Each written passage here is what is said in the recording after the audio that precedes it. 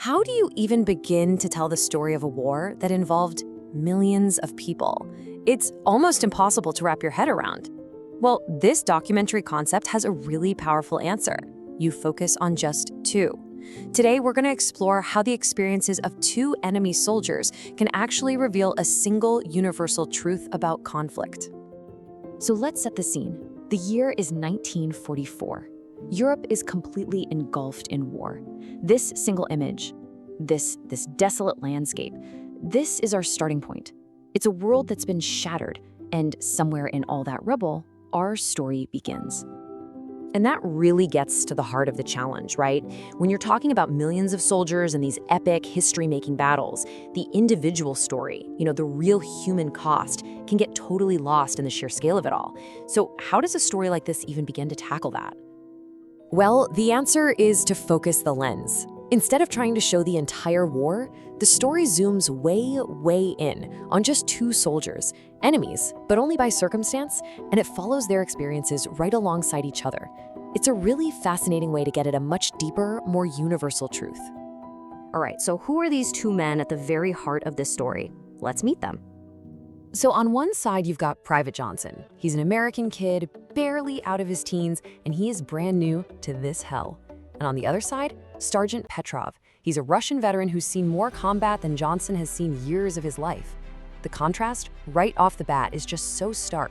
Youth versus experience, the green recruit versus the grizzled old-timer. And you can just feel Johnson's terror in his words. I mean, listen to that. That's not some strategic command. It's a raw, desperate plea just to survive. It tells you everything you need to know about his state of mind. He's completely overwhelmed, just fighting to live from one second to the next. And then you hear Petrov. There's no fear there, is there? It's just this hardened sense of duty for the motherland. That's a command that's been forged by years of fighting, where ideology has become a weapon itself. The difference between those two lines is the difference between simply surviving and actively waging a war. But here's where it gets interesting. As we move into the crucible of combat, you start to see those big differences just melt away. Because once the bullets start flying, the chaos of the moment, well, it changes everything. The documentary script is just packed with these sensory details. It's not just about what they see, it's about what they hear, what they feel, the constant explosions, the sucking mud, the roar of those engines. This is the world that consumes both of them.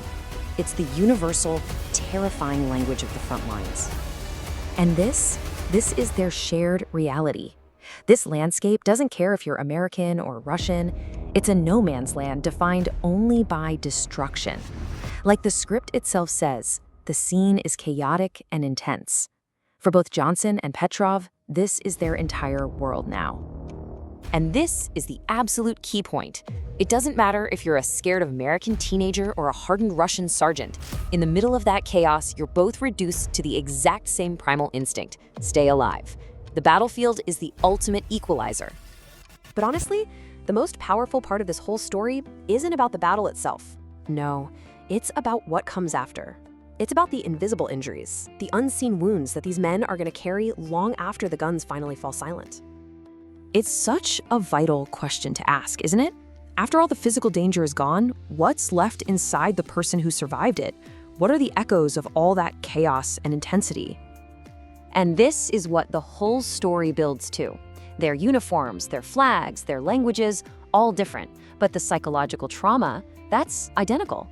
The story shows us that the most profound connection these two so-called enemies share is their suffering.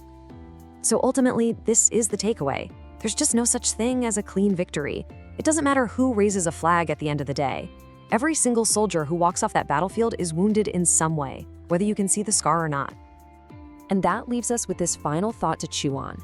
By placing two supposed opposites side by side, this story doesn't just show us the nature of war. It reveals a fundamental and often tragic truth about our shared human condition.